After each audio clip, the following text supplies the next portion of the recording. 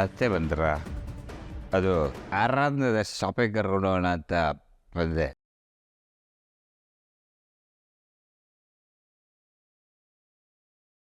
ಕ್ಷಮಿಸಿ, ಆರಾಧನಾ ಒಬ್ಬಳನ್ನ ಎಲ್ಲೂ ಕಳಿಸಲ್ಲ.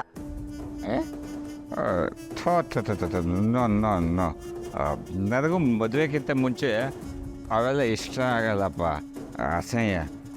ನಾವು ತುಂಬ ಸಂಪ್ರದಾಯಸ್ಥ ಕುಟುಂಬದವರು. ಅದಕ್ಕೆ ಆರಾಧನಾ ಜೊತೆ ನೀವು ಬನ್ನಿ, ಒಟ್ಟಿಗೆ ಶಾಪಿಂಗ್ ಹೋಗೋಣ. ಅಮ್ಮ ನನಗೆ ಇಷ್ಟ ಇಲ್ಲ, ಶಾಪಿಂಗ್ ಬರಲ್ಲ ಅಂತ ಹೇಳ್ಬಿಡು. ಆರಾಧನಾ, ನಾವು ಹೋಗೋಣ. ಏನಮ್ಮ ಹೇಳ್ತಿದ್ಯಾ?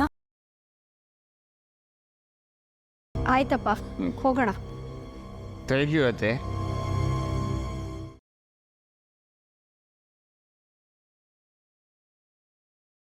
ಈ ಆರಾಧನ ಯಾಕೆ ಹಿಂಗೆ ಆಡಿದ್ರು? ಮೊದಲು ಹೊರಗಡೆ ಬಾ, ಕಾಫಿ ಕೊಡ್ಕೊಂಡು ಹೋಗು ಅಂದರು. ಒಳಗಡೆ ಹೋದ್ರೆ ಆಚೆ ಹೋಗು ಅಂತ ಬೈತಾರೆ. ಈ ಮುನಿಯಮ್ಮಂಗೆ ಶಾರ್ಟ್ ಟೈಮ್ ಮೆಮೊರಿ ಲಾಸ್. ಓಹೋ, ಏನು ರಾಜಲಕ್ಷ್ಮಿ ಮನೆ ಕಡೆ ಬಂದ್ಬಿಟ್ಟಿದ್ಯಾ? ನಿಮ್ಮನ್ನೇ ಹುಡ್ಕೊಂಡು ಬಂದಿದ್ದೆ. ಮದುವೆ ನಿಮ್ಮ ರಿಕ್ವೈರ್ಮೆಂಟ್ ಏನು, ಬಜೆಟ್ ಏನು ಅಂತ ಫೈನಲೈಸ್ ಮಾಡೋಣ. ಆಮೇಲೆ ಪಟ್ ಪಟ್ ಅಂತ ಏನು ಕೆಲಸ ಆಗ್ಬೇಕಂತ ಲಿಸ್ಟ್ ಮಾಡೋದು. ಅದಕ್ಕೆಲ್ಲ ಒಂದು ಪ್ರಿಯಾರಿಟಿ ಕೊಡೋದು, ಸರ್ ಅಂತ ಮಾಡ್ಕೊಂಡು ಹೋಗ್ತಾ ಇರೋದು. ರಾಜಲಕ್ಷ್ಮಿ, ನೀನು ನನ್ನ ಜಾಗದಲ್ಲಿ ನಿಂತು ಯೋಚನೆ ಮಾಡು. ಎಣ್ಣೆತ್ತಿರೋ ತಂದೆ ಕಷ್ಟ ಅರ್ಥ ಮಾಡ್ಕೋಬೇಕು. ಬಜೆಟ್ ವಿಷಯನೇ ಬಿಟ್ಟಾಕು, ದುಡ್ಡೇ ಇಲ್ಲ ಅನ್ಕೊಬಿಡು. ಅವಾಗ ಏನು ಮಾಡ್ತೀಯ? ಎಷ್ಟು ಕಡಿಮೆ ಖರ್ಚಲ್ಲಿ ಆಗುತ್ತೆ ಅಂತ ಯೋಚನೆ ಮಾಡ್ತೀಯಲ್ವಾ? ಹಂಗೆ ನೀನೇ ಒಂದು ಪ್ಲಾನ್ ಮಾಡಿಬಿಡು. ನನಗಿನ್ನೂ ಮದುವೆನೇ ಆಗಿಲ್ಲ, ಆಗಲೇ ಎಣ್ಣೆತ್ತಿರೋ ತಂದೆ ಥರ ಯೋಚನೆ ಮಾಡು ಅಂತ ಹೇಳ್ತಿದ್ದೀರಾ? ಆ ಥರ ಎಲ್ಲ ಯೋಚನೆ ಮಾಡಂಗಿದ್ರೆ ನಾನು ಯಾಕೆ ಇಲ್ಲಿರ್ತಿದ್ದೆ?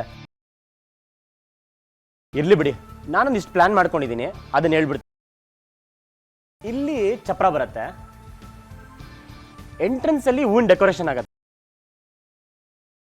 ಅಂದಾಗೆ ನಿಮ್ಮ ಟೇಸ್ಟ್ ಹೇಳಿ, ಡೆಕೋರೇಷನ್ ಬರೀ ಇಲ್ಲಿ ಸಾಕಾ ಇಲ್ಲ ಒಳಗಡೆನೂ ಬೇಕಾ? ಒಳಗಡೆ ಬಂದಾದ್ಮೇಲೆ ಎಲ್ಲ ನಮ್ಮೋರೆ, ಅವ್ರ ಮುಂದೆ ಏನಕ್ಕೆ ಡೆಕೋರೇಷನ್ನು? ಎಂಟ್ರೆನ್ಸ್ ಅಂದ್ರೆ ಹಂಗಲ್ಲ, ಊರಿನ ಜನ ಎಲ್ಲ ಓಡಾಡ್ತಾ ಇರ್ತಾರೆ. ಅವ್ರ ಎದುರಿಗೆ ಈ ಮಹೇಶನ್ ಮನೆ ಮದುವೆ ಅಂತ ಗೊತ್ತಾಗದ್ ಬೇಡವಾ? ಅಂದ್ರೆ ಆರಾಧನಾ ವೆಡ್ಸ್ ಪುರುಷೋತ್ತಮ್ ಅನ್ನೋ ಬೋರ್ಡ್ ಬದಲಿಗೆ ಮಹೇಶ್ ಡಾಟರ್ಸ್ ವೆಡ್ಸ್ ಅಂತ ಹಾಕ್ಬೇಕಾ? ಇದು ಒಂಥರ ಚೆನ್ನಾಗೇ ಇದೆ. ಗುಡ್ ಅಳಿ ಅಂದ್ರೆ ಅಂದಾಗೆ ಆರಾಧನಾ ಅವ್ರಿಗೆ ಒಂದು ಸೀರೆ ಕೊಡ್ಸೋಣ ಅಂತ ಹೊರಗಡೆ ಕರ್ಕೊಂಡು ಹೋಗ್ತಾ ಇದ್ದೀನಿ. ನೋಡಿ, ಒಂದು ಒಳ್ಳೆ ಸೀರೆ ಕೊಡಿಸ್ತೀನಿ. ಆಯ್ತು ಅಳಿ ಅಂದ್ರೆ. ಅಳಿ ಅಂದ್ರೆ ಈಗ ಮದುವೆ ಕಳೆ ಬಂತು. ನಿಧಾನ ಆರಾಮಾಗಿ ಹೋಗಿ ಬನ್ನಿ, ನಿಧಾನಕ್ಕೆ ಹೋಗಿ ಬನ್ನಿ ಅಳಿ ಅಂದ್ರೆ. ಅಂದಂಗೆ ರಾಜಲಕ್ಷ್ಮಿ, ಮದುವೆ ಉಸ್ತುವಾರಿ ವಹಿಸ್ಕೊಂಡ ನೀನು shopping ಹೋಗ್ಬೇಕಲ್ವಾ?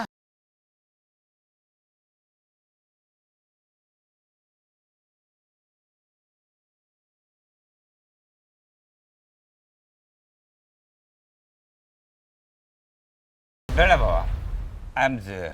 You there, I know. ಆದ್ರೆ ಮದುವೆ ಕೆಲ್ಸಕ್ಕೆ ಹೋಗ್ಬೇಕಾದ್ರೆ 3 ಜನ ಹೋಗ್ಬಾರ್ದು, ಅದಕ್ಕೆ ಇವ್ರು ಬರ್ತಾರೆ. ರಾಜಲಕ್ಷ್ಮಿ, ಹೋಗ್ಬಿಟ್ಟು ಬರಪ್ಪ. ಸರಿ ಮಾವ, ನಾವು ಹೋಗ್ಬರ್ತೀವಿ. ಅಳಿ ಅಂದ್ರೆ ಇದು ಕಾಸು ಗೀಸ್ ಏನಾದ್ರು? ಬೇಡ, ನನ್ನ ಹತ್ರ ತುಂಬ ದುಡ್ಡಿದೆ. ಹೋಗ್ಬಿಟ್ಟು ನಾವು.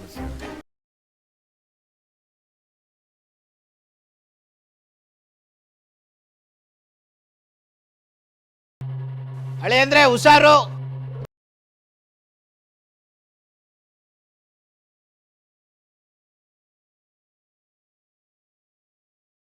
ಹಿಂದೆ 3 ಜನ ಕೊರಕಾಗೋದು, ನಾವು 4 ಜನ ಇದ್ದೀವಿ. ಲೆಕ್ಕ ಹಾಕೊಂಡಿದ್ರೆ ಇಲ್ಲೇ ಇರ್ಬೇಕಾಗತ್ತೆ. ಬನ್ನಿ ಹೋಗೋಣ.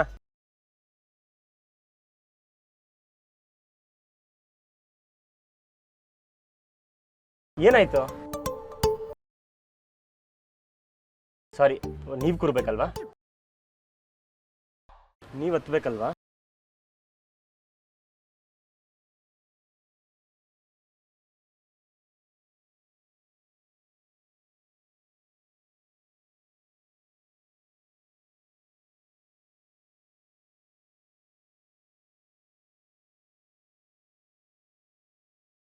ತುಂಬ ವಾಸನೆ ಇದೆ. ಪಕ್ಕ ರೋಡಲ್ಲಿ ಬಾರ್ ಇದೆಯಲ್ಲ, ಅದ್ರದ್ದು ಇರಬೇಕು. ರೆಸಿಡೆನ್ಷಿಯಲ್ ಏರಿಯಾದಲ್ಲಿ ಬಾರ್ ಮಾಡಬಾರ್ದು ಅಂತ ರೂಲ್ಸ್ ಮಾಡಬೇಕು. ನಮ್ಮ ಡೀಸೆಂಟ್ ಪೀಪಲ್ಸ್ಗೆ ಎಷ್ಟು ತೊಂದರೆ ಆಗುತ್ತೆ ಅಲ್ಲ. ಜನಕ್ಕೂ ಬುದ್ಧಿ ಇಲ್ಲ, ಎಲ್ಲಂದ್ರೆ ಕುಡಿತಾರೆ, ಎಲ್ಲಂದ್ರೆ ಬಿದ್ದೋಗ್ಬಿಡ್ತಾರೆ. ಅಸಹ್ಯ. ಬಾರೆ ನಮ್ಮ ಜೊತೆ ಬರ್ತಾ ಇದ್ರೆ ಯಾರೇನು ಮಾಡೋಕ್ಕಾಗುತ್ತೆ? ಹೊಟ್ಟೆ ತೊಳ್ಸೋದೊಂದು ಬಾಕಿ. ಒಂದು ನಿಮಿಷ.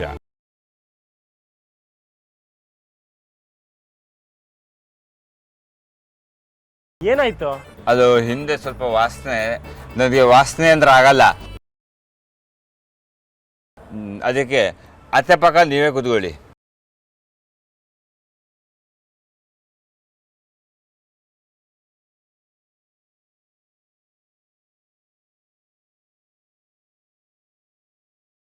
ಆಟೋದಲ್ಲಿ ಬಾಟ್ಲಿ ಏನಾರು ಓಪನ್ ಮಾಡಿ ಇಟ್ಟಿದ್ದೀರಾ? ತುಂಬ ಸ್ಮೆಲ್ ಬರ್ತಿದೆ. ಬಾಟ್ಲಲ್ಲ ಸರ್, ಬಕೆಟೇ ಇಟ್ಟಿದ್ದಾರೆ. ಗಟ್ಟಿಯಾಗಿ ಇಟ್ಕೊಳ್ಳಿ, ಬಿದ್ದುಬಿಡ್ತೀರಾ. ಹೌದಾ? Right right brother.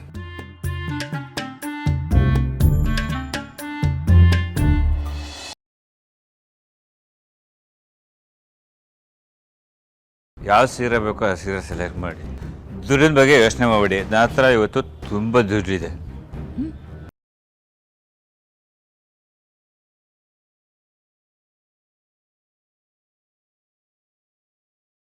ಅದೇ ಆರಾಧನವ್ರಿಗೆ ಹೇಳಿದೆ, ಅವ್ರಿಗೆ ಪಾಪ ಸಂಕೋಚ ಅನಿಸುತ್ತೆ. ಅದಕ್ಕೆ ಅವಳಿಗೆ ಯಾವ ಸೀರೆ ಬೇಕೋ ಆ ಸೀರೆ ನೀವೇ ಒಂಚೂರು ಮುತುವರ್ಜಿ ವಹಿಸಿ ಕೊಡಿಸಿ. ದುಡ್ಡಿನ ಬಗ್ಗೆ ಯೋಚನೆ ಮಾಡಬೇಡಿ. ನನ್ನ ಹತ್ರ ಇವತ್ತು ತುಂಬ ದುಡ್ಡಿದೆ. ನಾನಿಲ್ಲ ಕೂತಿರ್ತೀನಿ, ನೀವು ಯಾವ ಸೀರೆ ಬೇಕೋ ಆ ಸೀರೆ ಆಯ್ಕೊಂಬನ್ನಿ.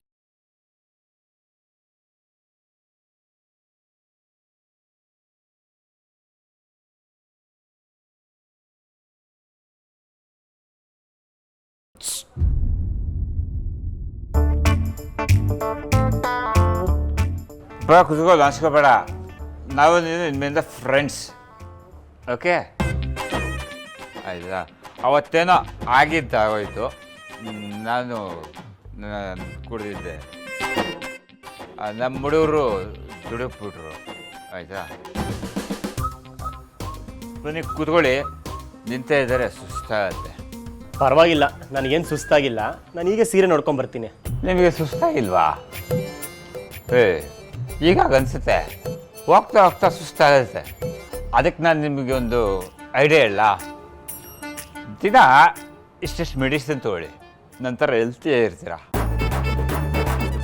ಅವಾಗ ತೊಗೊಂಡ್ರೆ ಎನರ್ಜಿ ಇರುತ್ತೆ.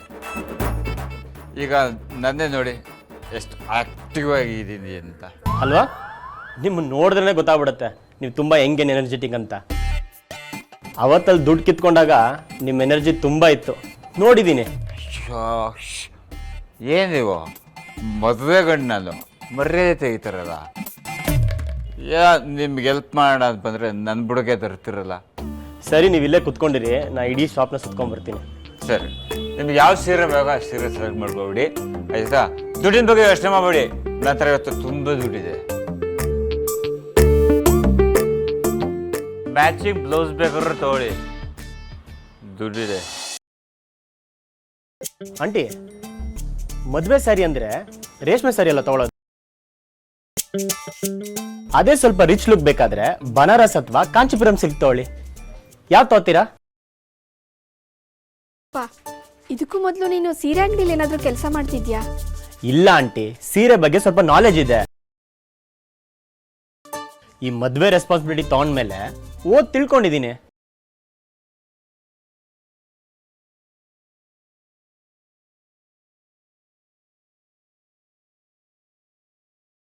ನಿಮ್ಗೆ ಯಾವ ಸೀರೆ ಬೇಕು ನೀವು ಆರಿಸ್ಕೊಳ್ಳಿ, ನಾನು ಸುಮ್ಮನೆ.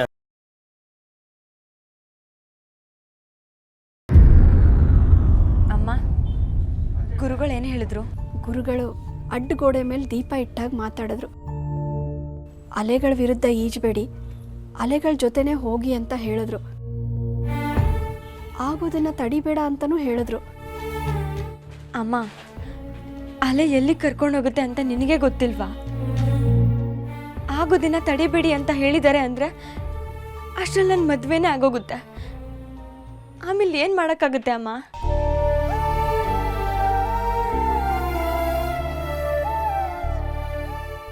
ಗುರುಗಳು ಹೇಳಿದ್ದನ್ನ ಹೇಳ್ದೆ ಆರಾಧನಾ. ಏನು ಮಾಡಬೇಕು ಅಂತ ಗೊತ್ತಿದ್ದಿದ್ರೆ ನಾನು ಯಾಕೆ ಹೀಗಿರ್ತಿದ್ದೆ? ನನ್ನ ಇಡೀ ಜೀವನ ನಾನು ಕಳೆದಿರೋದೇ ಹೀಗೆ, ಅಲೆಗಳ ಜೊತೆನೇ ಬದುಕಿದ್ದೀನಿ. ನನ್ನ ಹಣೆನಲ್ಲಿ ಬರೆದಿರೋದೇ ಇಷ್ಟು. ನಾನು ಏನು ಮಾಡಲಿ ಹೇಳು? ಅಲೆನೋ ಸಮುದ್ರನೋ, ನನ್ನ ಹಣೆಯಲ್ಲಿ ಏನು ಬರ್ತಿದ್ಯೋ ನನಗೆ ಗೊತ್ತಿಲ್ಲ ಅಮ್ಮ. ಆದರೆ ಈ ಮದುವೆ ಅಂತೂ ನನಗಿಷ್ಟ ಇಲ್ಲ. ಇದನ್ನು ಯಾಕೆ ಯಾರೂ ಅರ್ಥ ಮಾಡ್ಕೋತಿಲ್ಲ? ಒಬ್ಬರಿಗೂ ಇದನ್ನು ನಿಲ್ಲಿಸ್ಬೇಕು ಅಂತ ಅನ್ನಿಸ್ತಿಲ್ವಾ? ನೋಡಾರಾದ್ನ, ಒಂದು ಸತಿ ಯೋಚನೆ ಮಾಡು. ಯಾವತ್ತೂ ಜವಾಬ್ದಾರಿ ತಗೊಳ್ದೇ ಇರೋ ನಿಮ್ಮಪ್ಪ ಇದು ಒಂದು ಜವಾಬ್ದಾರಿ ತಗೊಂಡಿದ್ದಾರೆ. ಇದ್ದಕ್ಕಿದ್ದ ಹಾಗೆ ಮದುವೆ ಬಗ್ಗೆ ಮಾತಾಡ್ತಿದ್ದಾರೆ. ಇದನ್ನ ಜವಾಬ್ದಾರಿ ಅಂತಾರೇನಮ್ಮ? ಜವಾಬ್ದಾರಿ ಇರೋರು ನಿನಗೇನು ಇಷ್ಟ ಅಂತ ಕೇಳ್ತಾರೆ ಹೊರತು, ನಾನು ನಿರ್ಧಾರ ಮಾಡಿದ್ದೀನಿ ನೀನು ನನ್ನ ಮಾತು ಕೇಳಲೇಬೇಕು ಅಂತ ಕುತ್ತಿಗೆ ಹಿಡ್ಕೊಳ್ಳಲ್ಲ. ಮಹೇಶ್ ಸರು ನನ್ನ ಸಾಯಿಸೋ ಜವಾಬ್ದಾರಿ ತಗೊಂಡಿದ್ದಾರೆ. ಹಾಗಂತ ಇವ್ರೇನು ಮದುವೆ ಆಗೋಕ್ಕಾಗುತ್ತಮ್ಮ?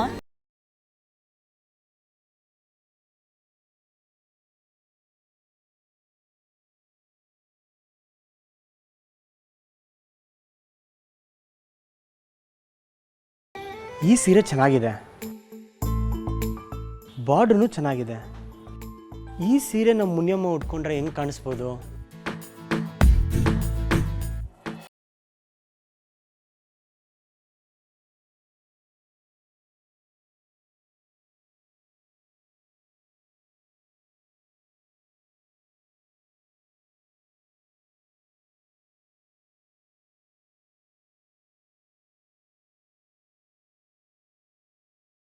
ಪರವಾಗಿಲ್ವೇ?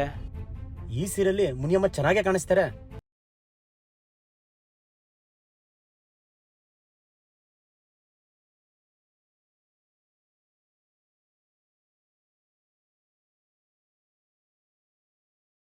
ಹಾಯ್, ಹೇಗಿದ್ದೀರಾ? ಮಾತಾಡ್ಬೋದಾ? ಸರಿ, ಈಗಲೂ ಸಿಟ್ ಮಾಡ್ಕೊಂಡಿರೋ ಅಂತ ಗೊತ್ತಾಯ್ತು, ಆದರೂ ಹೇಳ್ತೀನಿ ನೋಡಿ, ಈ ಸೀರೆ ನಿಮಗೆ ತುಂಬ ಚೆನ್ನಾಗಿ ಕಾಣಿಸುತ್ತೆ. ಪಾಪ ತುಂಬಾ ಕಷ್ಟಪಟ್ಟು ಸೀರೆ ಹುಡ್ಕೊಂಡು ಬಂದಿರಬೇಕು. ಇದರಿಂದ ನನ್ನ ಮೂಡ್ ಸರಿ ಹೋಗುತ್ತೆ ಅನ್ಕೊಂಡಿರ್ಬೇಕು ಅಲ್ವಾ? ಚಾನ್ಸೇ ಇಲ್ಲ, ನನ್ನ ಮೂಡ್ ಸರಿ ಹೋಗಲ್ಲ. ಇಲ್ಲ, ಎರಡೂ ತಪ್ಪು. ನಾನೇನು ಸೀರೆ ಕಷ್ಟಪಟ್ಟು ಹುಡುಕಿಲ್ವೇ? ಹೀಗೆ ನೋಡ್ತಿದ್ದೆ, ಈ ಸೀರೆ ನೀವು ಉಟ್ರೆ ಚೆನ್ನಾಗಿ ಕಾಣ್ತೀರಾ ಅಂತ ಅನಿಸ್ತು, ಅದಕ್ಕೆ ತಂದೆ. ಹಾಗೆ ನಿಮ್ಮ ಮೂಡು ಒಂದು ಸೀರೆ ನೋಡಿದ್ರೆ ಸರಿ ಹೋಗುತ್ತೆ ಅಂತ ನಾನೇನು ಅನ್ಕೊಂಡಿಲ್ಲ. ಏನೋ ಕರೆಂಟ್ ಬಿಲ್ ಕಟ್ಟಬೇಕಾದ್ರೆ ಫೇಲ್ ಆಗಿರ್ಬೋದು, ಹಾಗಂತ ನಾನೇನು ದಡ್ಡ ಏನಲ್ಲ. ನೀವೇನು ದಡ್ರಲ್ಲ, ದಪ್ಪ ಚರ್ಮದವರು. ಒಂಥರ ಇನ್ಸೆನ್ಸಿಟಿವ್. ಬೇರೆಯವ್ರ ಕಷ್ಟ ನಿಮಗೆಲ್ಲ ಅರ್ಥ ಆಗಬೇಕು. ಸೀರೆ ತಗೊಳ್ಳಿ, ಚೂಡಿದಾರ್ ತಗೊಳ್ಳಿ ಅಂತ ಹಿಂಸೆ ಕೊಡ್ತಿದ್ದೀರಾ. ನಿಮ್ದೊಳ್ಳೆ ಕತೆ ಆಯ್ತು ರೀ. ಸೀರೆ ಸೆಲೆಕ್ಟ್ ಮಾಡ್ಬೇಕಂತ ಬಂದ್ಬಿಟ್ಟು ಸೀರೆ ಸೆಲೆಕ್ಟ್ ಮಾಡಿದ್ರೆ ಕೋಪ ಮಾಡ್ಕೋತೀರಲ್ಲ, ಒಂಥರ ರೀ ನೀವು. ಒಂಥರ ಅಂದ್ರೇನು? ಏನ್ರಿ ಏನ್ ನಿಮ್ಮ ಮಾತಿನ ಅರ್ಥ? ಒಂಥರ ಅಂದರೆ ಒಂಥರ. ಬೆಳಿಗ್ಗೆ ಎದ್ದ ತಕ್ಷಣ ಯಾವ ವಿಷಯಕ್ಕೆ ಕೋಪ ಮಾಡ್ಕೊಳ್ಳಿ, ಯಾರ ಮೇಲೆ ರೇಗಾಡ್ಲಿ ಅಂತ ಪ್ಲಾನ್ ಮಾಡ್ಕೊಂಡೇ ಎದೊಳ್ತೀರಾ ಅನ್ಸುತ್ತೆ. ಓ, ಇವತ್ತು ಸೀರೆ ಸೆಲೆಕ್ಟ್ ಮಾಡೋಕೆ ಹೋಗ್ತೀವಿ ಅಂತ ನನಗೆ ಬೆಳಗ್ಗೆನೇ ಗೊತ್ತಿತ್ತಾ? ಸೀರೆ ಸೆಲೆಕ್ಟ್ ಮಾಡೋದಕ್ಕೆ ನಮ್ಮ ಹಿಂದೆ ನೀವು ಬಂದ್ಬಿಡ್ತೀರಾ ಅಂತಲೂ ಗೊತ್ತಿತ್ತಾ? ಆಮೇಲೆ ಈ ಡಬ್ಬ ಸೀರೆ ಹುಡ್ಕೊಂಡು ಬರ್ತೀರಾ ಅಂತಲೂ ಗೊತ್ತಿತ್ತಾ? ಅದಕ್ಕೆ ಎಲ್ಲ ವಿಷಯಕ್ಕೂ ಕೋಪ ಮಾಡ್ಕೊಳ್ಳೋಣ ಅಂತ ಬೆಳಗ್ಗೆನೆ ಡಿಸೈಡ್ ಮಾಡ್ಕೊಂಡು ಬಂದಿದ್ದೆ ಅಲ್ವಾ?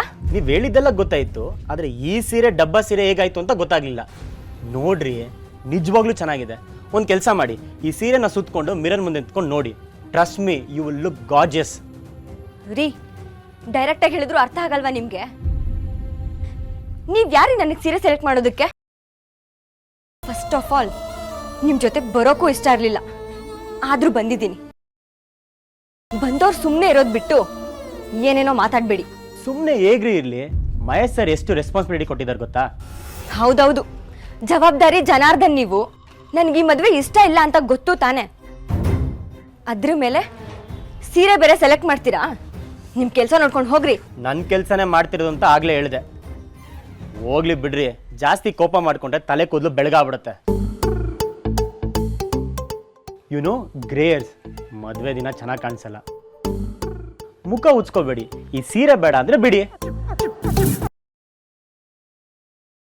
ಮುನಿಯಮ್ಮ ಕೋಪ ಮಾಡ್ಕೊಂಡು ಹೊಟ್ಬಿಟ್ರಲ್ಲ. ಈ ಸೀರೆ ಚೆನ್ನಾಗೇ ಇತ್ತು ಬಿಡು. ಉಡೋರ್ಗೆ ಇಷ್ಟ ಇಲ್ಲ ಅಂದ್ರೆ ನಾನು ಯಾಕೆ ತಲೆ ಕೆಡಿಸ್ಕೊಳ್ಳಿ.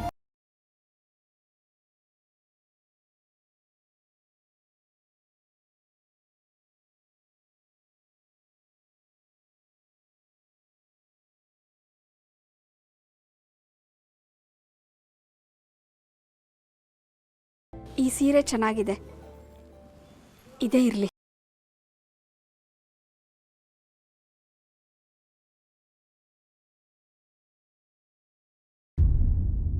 ಆರಾಧನಾ, ಈ ಸೀರೆ ನೋಡೆ ಚೆನ್ನಾಗಿದೆ. ಅಮ್ಮ, ನಿನಗೆ ಯಾವ್ದು ಇಷ್ಟ ಆಗುತ್ತೋ ಅದನ್ನು ತಗೋ. ಸುಮ್ಮನೆ ನನ್ನ ತಲೆ ತಿನ್ಬೇಡ. ನನ್ನ ಮೇಲೆ ಯಾಕೆ ಕೋಪ ಮಾಡ್ಕೊಳ್ತೀಯಾ? ಈ ಜಗತ್ತೇ ಎದುರಾದರೂ ನಾನು ನಿನ್ನ ಜೊತೆ ಇರ್ತೀನಿ ಅಂತ ಹೇಳ್ದೆ ಅಲ್ವಾ? ಆದರೆ ನಿನ್ನ ಗಂಡ ಎದುರುಗಡೆ ಬಂದರೆ ಮುಗೀತು.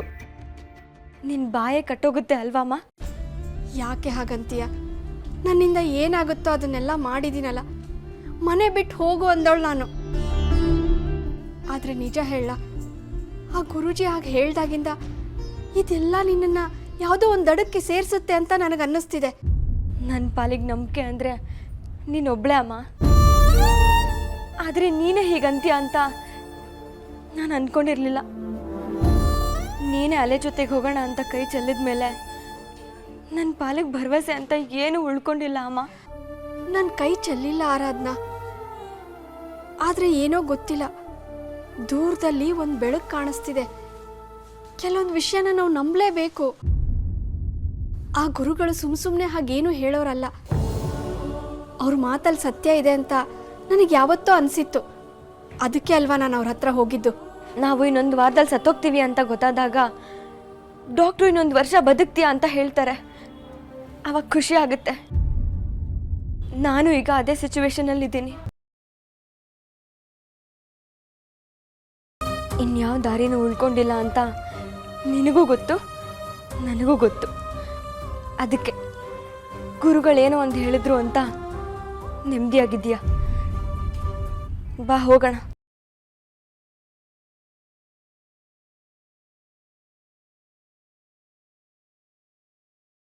ಸರ್, ಈ ಸೀರೆ ಎಷ್ಟಾಗುತ್ತೆ?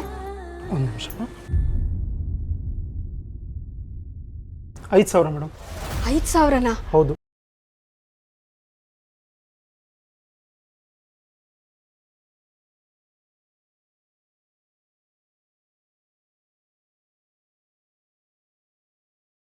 ಸರ್, ಇಲ್ಲೊಬ್ರು ಕೂತಿದ್ರಲ್ಲ, ಅವ್ರು ಎಲ್ಲಿ ಹೊರಟೋದ್ರಾ? ಅವರು ನಿಮ್ಮ ಜೊತೆ ಬಂದಿರೋರ? ಅವರು ಅಲ್ಲಿದ್ದಾರೆ ನೋಡಿ.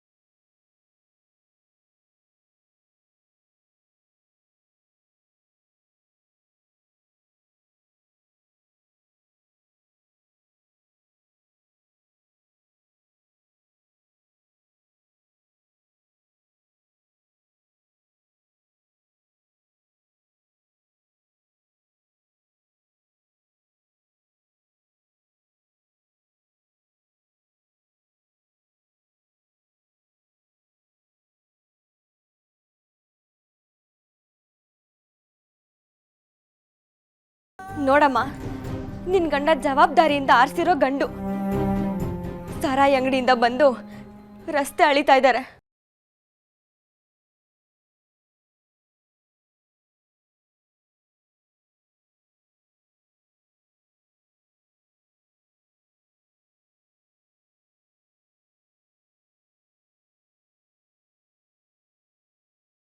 ಪುರುಷೋತ್ತಮ್ ಅವರೇ, ಹೇಳಿ ಮೇಲೆ. ಸೀರೆ ಆರಿಸಿದೀವಿ, ಮನೆಗೆ ಹೋಗ್ಬೇಕು. ಕಾಣಿಸ್ತಿಲ್ವಾ? ಅದು ಸೀರೆ ಸೀರೆ ಯಾವ ಸೀರೆನೆ? ಯಾವ ಸೀರೆನಿಲ್ಲ, ಏನಿಲ್ಲ. ನಿನ್ನ ಮುಖಕ್ಕೆ ಸೀರೆ ಬೇಡ ಕೇಳು. ಮುಖ ನೋಡ್ಕೊಂಡಿದ್ಯಾ ಕನ್ನಡಿಯಲ್ಲಿ? ಇಲ್ಲಿ ರೆಸ್ಟ್ ಮಾಡ್ತಾ ಇದ್ದೀನಿ, ಹೆಸರು ಕಡಿತೀಯ ಗಂಡ ಆಗೋದಂತ ರೆಸ್ಪೆಕ್ಟ್ ಬೇಡ ಜಾಡ್ಸ್ ಓದಿ ಬಿಡ್ತೀನಿ